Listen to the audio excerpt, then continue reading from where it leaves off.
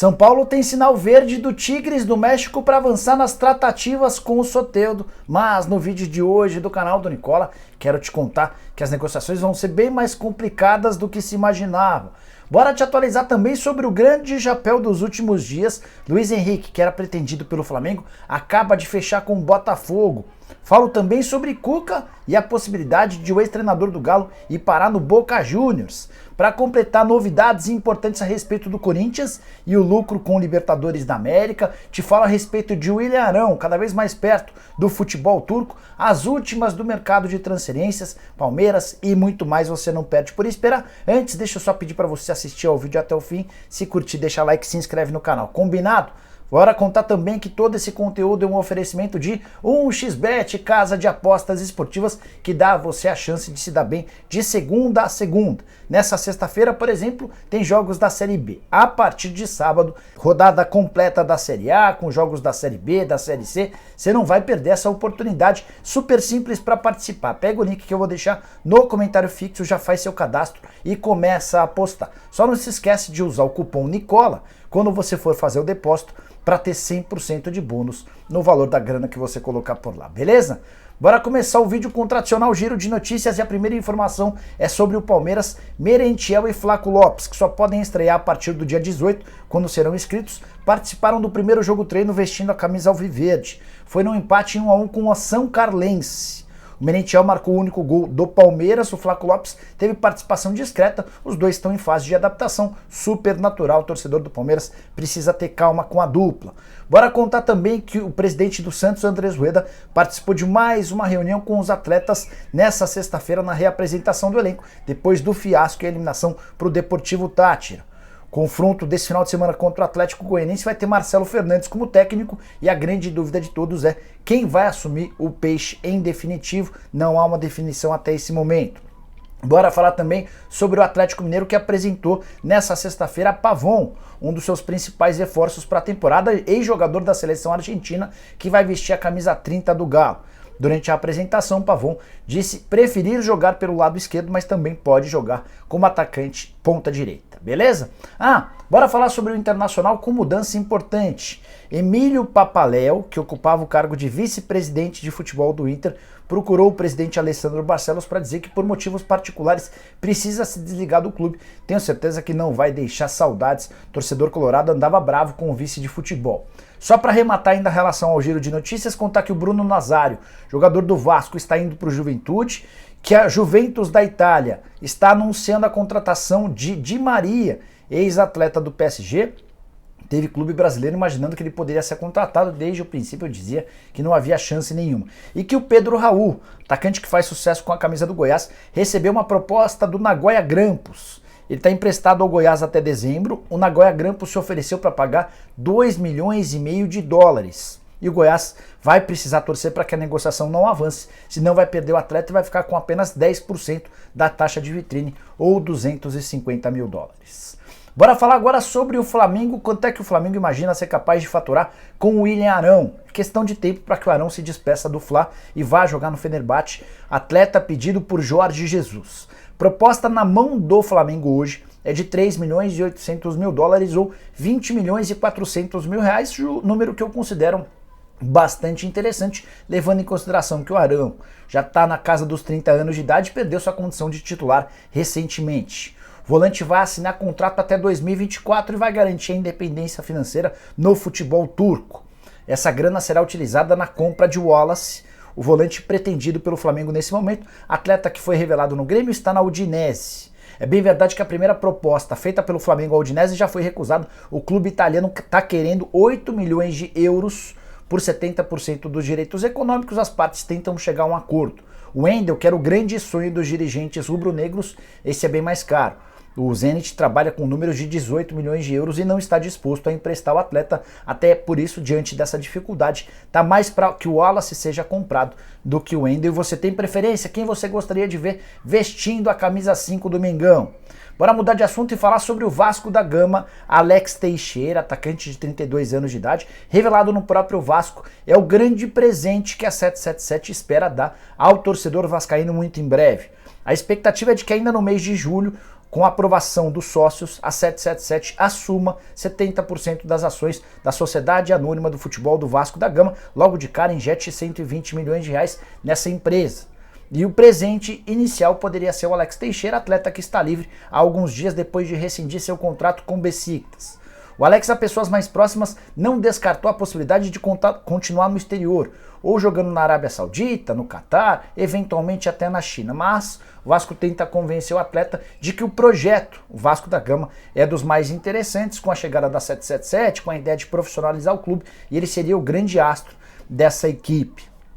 O Alex Teixeira é esperado nessa sexta-feira no Brasil. A partir daí, a ideia é aumentar as negociações, é progredir nessas conversas para debater sobre números. Até agora, só uma procura inicial, mas é legal contar para o torcedor vascaíno que existe sim um namoro. E a intenção da 777 de contratar Alex Teixeira, julgo um atacante bastante interessante, acho que alguém que caberia bem.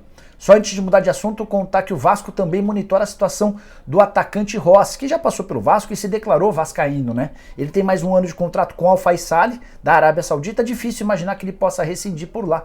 Se houver qualquer tipo de rescisão, Rossi já deixou bem claro que vai dar preferência ao Cruz Maltino. Bora mudar de assunto e falar sobre Cuca, que passou a ser especulado como possível novo técnico do Boca Juniors. Você sabe que o Sebastião Batalha foi demitido depois da eliminação na última terça-feira para o Corinthians nos pênaltis. O Boca caiu diante do Corinthians na Bomboneira e acabou eliminado nas oitavas de final da Libertadores. O Boca está atrás de um novo treinador e um empresário argentino bastante famoso sugeriu o nome do Cuca, que está sendo avaliado.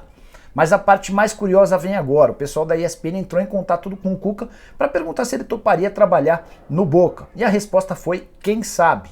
Não imaginava que o Cuca pudesse responder essa. De qualquer maneira, eu acho que o Cuca gosta de ter seu nome especulado e citado em vários clubes. Certamente vai haver barulho em cima do nome dele na Argentina e ele vai se tornar mais famoso por lá. Sigo com a informação de que o Cuca tem a vontade de trabalhar na seleção brasileira e por isso resolveu tirar esse ano sabático para voltar apenas em janeiro, aguardando um convite da seleção brasileira, no caso da Confederação Brasileira de Futebol. Bora falar de coisa importante. O grande chapéu da sexta-feira foi dado pelo Botafogo. Luiz Henrique, que no início dessa semana estava muito perto do Flamengo, virou reforço botafoguense. Atleta revelado na base do próprio Botafogo, vendido para o Olympique de Marseille há 2 temporadas. Na semana passada, Botafogo e Flamengo disputavam a contratação do atleta. O Luiz preferiu jogar no Flamengo e o Botafogo acabou saindo de cena. Mas, de acordo com o Flamengo, houve uma mudança na postura do Olympique de Marseille no início da semana, o que melou a negociação. O Botafogo seguiu trabalhando de forma bastante discreta, silenciosa. O André Mazzucco, que é o diretor executivo de futebol do Botafogo, viajou para Paraíba nos últimos dias para apresentar o projeto de John Textor e da Botafogo SA para os familiares do Luiz Henrique. A ideia é fazer com que o menino se torne um dos principais destaques do Botafogo nos próximos anos. E depois do sim da família, o Mazzucco passou a trabalhar em parceria com o John Textor para convencer o Olympique de Marseille a fechar um acordo. Como é que ficou acertado? O Luiz Henrique vem por empréstimo de 1 temporada e meia com compensação financeira. O Botafogo vai pagar um valor não revelado pelo empréstimo de 1 ano e meio. Há uma opção de compra, mas se o Luiz Henrique bater determinado número de jogos, o Botafogo se vê obrigado a comprá-lo. O número de jogos ainda não foi revelado. É natural que não seja algo muito fora da curva. Então a tendência é que seja um empréstimo com obrigação de compra. O Botafogo se diz preparado para comprar o atleta de 20 anos de idade, que chegou até alguns minutos de destaque com o Jorge Sampaoli, mas nunca conseguiu se fixar como titular no Olympique de Marseille. Segundo reforço do Botafogo para essa janela de transferências, dá para considerar o terceiro, né? Porque o Marçal também já havia sido contratado. O Botafogo já havia fechado nessa quinta-feira com o Carlos Eduardo e agora também com o Luiz Henrique. Outro nível de contratações na comparação com os reforços que chegaram no início do ano. Vários reforços de qualidade discutível em janeiro, fevereiro e março. Agora sim, uma qualidade bem maior. O Luiz Henrique chega para ser titular. O Carlos Eduardo é muito bom jogador. E o Marçal também acrescenta bastante na lateral esquerda. Bora falar agora sobre Soteldo. Fui o primeiro a contar para vocês nessa quinta-feira que o São Paulo reabriu conversas com o Soteldo. Posso assegurar que o tricolor tem mantido o diálogo com o empresário do Soteldo e com o Tigres. Tem uma boa e uma má notícia. Eu vou começar pela boa notícia. Entre São Paulo e Tigres há um alinhamento bom. As coisas têm funcionado. São Paulo percebeu que o Tigres não quer continuar com o meio atacante venezuelano. o Soteldo causou em apenas 6 meses no futebol mexicano. Ele chegou a deixar a concentração para comemorar seu aniversário, que pegou muito mal. Mais recentemente, causou um acidente de trânsito bêbado, o que irritou ainda mais dirigentes e também torcedores. O moral do Soteldo é zero. Pior é que ele custa cerca de 2 milhões de dólares por temporada, trazendo para nossa moeda cerca de 1 milhão de reais por mês de salário. O Tigres topa inclusive emprestar o jogador. São Paulo chegou a considerar e tratar com o Tigres a possibilidade de uma ajuda de parte do salário, só para vocês entenderem como o Tigres está disposto a abrir mão do Soteldo. O que está emperrando a negociação nesse momento? O Soteldo e seu empresário. Para que o tricolor o contrate é preciso acordo com o empresário e também com o clube. Com o clube está tudo mais ou menos resolvido. Com o empresário a coisa tem sido bastante complicada. Ouvi de uma fonte do São Paulo nessa sexta-feira que o tricolor pensa até em desistir da negociação se o empresário seguir com várias intransigências. São pedidos completamente fora da realidade, coisas que dificultariam demais a vinda do atacante. Jogador que precisa querer estar no São Paulo para que o tricolor avance nas tratativas. Então, repito, entre São Paulo e Tigres a coisa deu uma bela encaminhada, falta o sim do Soteldo, que tem criado dificuldades por meio do seu empresário. São Paulo que também trabalha com outras alternativas para essa posição. Já havia contado para vocês que o Gabriel Sara está vendido, inclusive já foi autorizado pelo São Paulo a viajar para a Inglaterra, onde ele vai passar por exames médicos e assinar com o Norwich. Negócio de 10,6 milhões de euros, ou mais ou menos 58 milhões de reais. Sobre o Rigoni, contei para vocês pela manhã que o time da Major League Soccer que quer comprá-lo ofereceu 4 milhões de dólares, ou algo na casa de 21 milhões de reais. É basicamente aquilo que o São Paulo havia desembolsado quando contratou do Elche. Beleza? Só para arrematar sobre o Soteldo, 16 jogos na primeira parte da temporada, 1 gol e 1 assistência. A temporada acabou de recomeçar no México e em meio a todos esses problemas, ele foi reserva no primeiro jogo do time, entrou faltando apenas 7 minutos para a partida acabar. O time dele, o Tigres, foi derrotado pelo Cruz Azul. Bora fechar o vídeo para falar sobre o Corinthians e o lucro alvinegro passando para a próxima fase, a fase de quartas de final.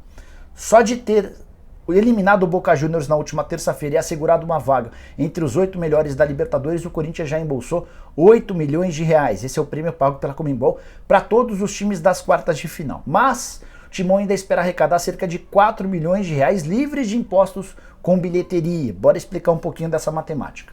Na partida das oitavas de final contra o Boca, mais de 44 mil pessoas estiveram na Neoquímica Arena, gerando uma receita bruta de 4 milhões e meio de reais.